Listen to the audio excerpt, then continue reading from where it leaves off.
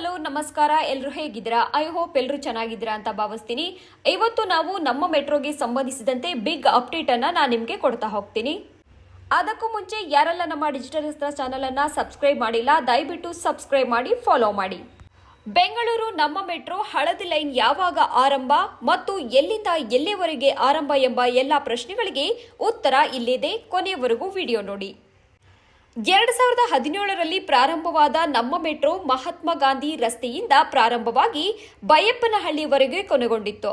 ನಂತರ ಚಡ್ಲಘಟ್ಟ to white field ವರೆಗೂ ವಿಸ್ತರಿಸಲಾಗಿತ್ತು. ಆವಾಗ ಆ ಮಾರ್ಗವನ್ನ ಪರ್ಪಲ್ ಲೈನ್ ಅಥವಾ ನೇರಳೆ ಬಣ್ಣದ ಮಾರ್ಗವೆಂದು ಕರೆಯಲಾಗಿತ್ತು.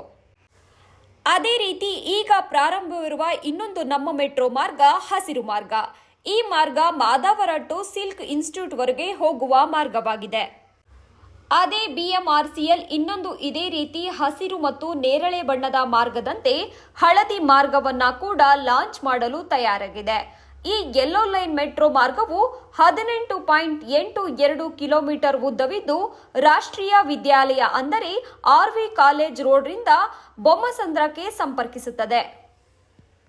ಈ ಯೆಲ್ಲೋ ಲೈನ್ ಮಾರ್ಗ ಓಪನ್ ಆಗೋದ್ರಿಂದ ಡೈಲಿ ಪ್ರಯಾಣ ಮಾಡುವ ಪ್ರಯಾಣಿಕರಿಗೆ ರೋಡ್ನಲ್ಲಿ ಆಗುವ ಟ್ರಾಫಿಕ್ ಅನ್ನ ಕಡಿಮೆ ಮಾಡಲು ಅತಿ ಅನುಕೂಲಕರವಾದ ಮಾರ್ಗವಾಗಿದೆ. ಅದಕ್ಕಾಗಿ ಈ ಯೆಲ್ಲೋ ಲೈನ್ ಮೆಟ್ರೋಗಾಗಿ ಹಲವು ವರ್ಷಗಳಿಂದ ಬೆಂಗಳೂರಿನ ನಾಗರಿಕರು ವೇಟ್ ಮಾಡ್ತಿದ್ದಾರೆ. ಅದರಲ್ಲೂ ವಿಶೇಷವಾಗಿ IT ಎಂಪ್ಲಾಯೀಸ್ ಮತ್ತು ಪ್ರತಿನಿತ್ಯ ಎಲೆಕ್ಟ್ರಾನಿಕ್ ಸಿಟಿ ಕಡೆ ಪ್ರಯಾಣ ಮಾಡುವ ಪ್ರಯಾಣಿಕರು ಯಾವಾಗ ಸ್ಟಾರ್ಟ್ ಆಗುತ್ತೋ ಅಂತ ಅತಿ ಕುತೂಹಲದಿಂದ ವೇಟ್ ಮಾಡ್ತಿದ್ದಾರೆ. ಅದರಂತೆ BMRCL ಆ ಪ್ರಯಾಣಿಕರಿಗೆ ಒಂದು ಗುಡ್ ನ್ಯೂಸ್ ಹೊರಡಿಸಿದೆ. ಅದೇನೆಂದ್ರೆ ಹಳದಿ ಮಾರ್ಗ ಮೇ 2025ರ ಅಂತ್ಯದ ವೇಳೆಗೆ 4 ಡ್ರೈವರ್ಲೆಸ್ ಮೆಟ್ರೋ ರೈಲುಗಳೊಂದಿಗೆ ಕಾರ್ಯಾಚರಣೆಯನ್ನ ಪ್ರಾರಂಭಿಸಲಾಗುವುದು ಎಂದು ಹೇಳಿದೆ. ಇದು ಸಂಪೂರ್ಣವಾಗಿ ಅಲ್ಲದೇ ಇದ್ದರೂ ಕೇವಲ ಲಿಮಿಟೆಡ್ ಸ್ಟೇಷನ್ಸ್ ವರೆಗೂ ಮಾತ್ರ ಸ್ಟಾರ್ಟ್ ಆಗಲಿದೆ.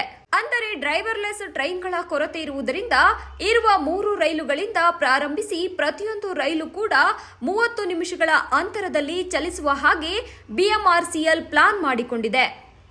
ಅಂದರೆ ಈ ಮೇ ಎಂಡ್ನಲ್ಲಿ ಸ್ಟಾರ್ಟ್ ಮಾಡಿದಾಗ RV ರಸ್ತೆ ಮತ್ತು ಬೊಮ್ಮಸಂದ್ರ ಟರ್ಮಿನಲ್ ಸ್ಟೇಷನ್ಗಳನ್ನು ಹೊರತುಪಡಿಸಿ ಕೇವಲ 5 ಪ್ರಮುಖ ಸ್ಟೇಷನ್ಗಳು ಮಾತ್ರ ಓಪನ್ ಆಗಲಿದೆ. ಕೇವಲ 3 ಟ್ರೈನ್ಗಳಿಂದ ನಾವು ಪ್ರತಿ ಅರ್ಧ ಗಂಟೆಗೆ 1 ಟ್ರೈನ್ ಪಡೆದುಕೊಂಡು ಪ್ರಯಾಣಿಸಬಹುದಾಗಿದೆ. ಈ ಮಾರ್ಗ ಸ್ಟಾರ್ಟ್ ಆದರೆ ಕೇವಲ ಜಯದೇವ ಸ್ಟೇಷನ್ನಿಂದ ಸಿಲ್ಕ್ ಬೋರ್ಡ್ ವರೆಗೂ ಸ್ಟಾರ್ಟ್ ಆಗಬಹುದು. ಈ ಎಲ್ಲ ವಿಳಂಬಕ್ಕೆ ಕಾರಣ ಪ್ರಮುಖವಾಗಿ ರೈಲುಗಳ ಕೊರತೆಯಾಗಿದೆ ಎಂದು BMRCL ಹೇಳಿಕೊಂಡಿದೆ.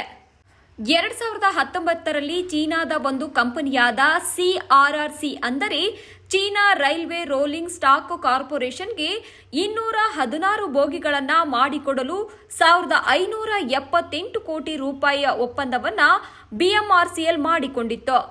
ಆದರೆ ಒಪ್ಪಂದದಂತೆ ರೈಲುಗಳನ್ನು ರೆಡಿ ಮಾಡಿಕೊಡುವಲ್ಲಿ ಈ ಸಂಸ್ಥೆ ಫೇಲ್ ಆಯಿತು.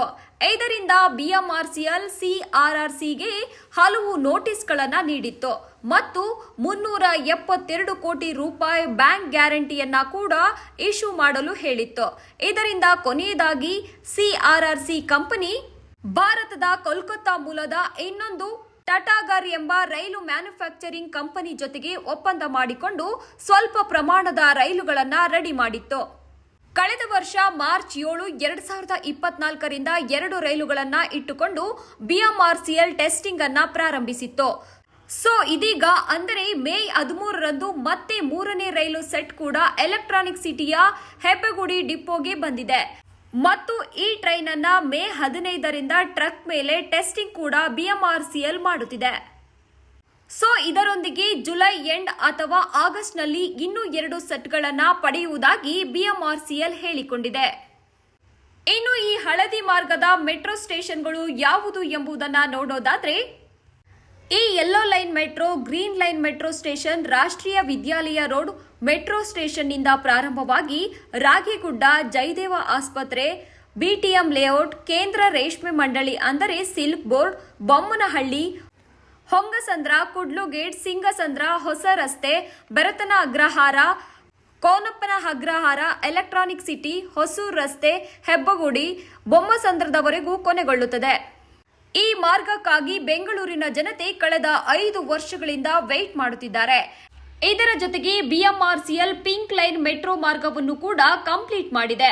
ಬಿಎಂಆರ್ಸಿಎಲ್ ಹೇಳಿದ ಪ್ರಕಾರ ಅದು ಕೂಡ 2020ರಲ್ಲಿ ಓಪನ್ ಆಗಬೇಕಿತ್ತು.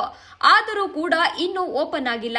ಆದರೆ ಬಿಎಂಆರ್ಸಿಎಲ್ ಅದನ್ನ 2026ರಲ್ಲಿ ಓಪನ್ ಮಾಡುವ ಗುರಿಯನ್ನ ಹಾಕಿಕೊಂಡಿದೆ. ಸೊ ಇದು ಯೆಲ್ಲೋ ಲೈನ್ ಓಪನ್ ಆಗುವುದರ ಬಗ್ಗೆ ಸಂಕ್ಷಿಪ್ತ ಮಾಹಿತಿಯಾಗಿದೆ. ಸೊ ಇದರ ಬಗ್ಗೆ ನಿಮ್ಮ ಅಭಿಪ್ರಾಯವೇನು? ಕಾಮೆಂಟ್ ಮಾಡಿ. ಧನ್ಯವಾದ. ಮತ್ತೆ ಸಿಗೋಣ.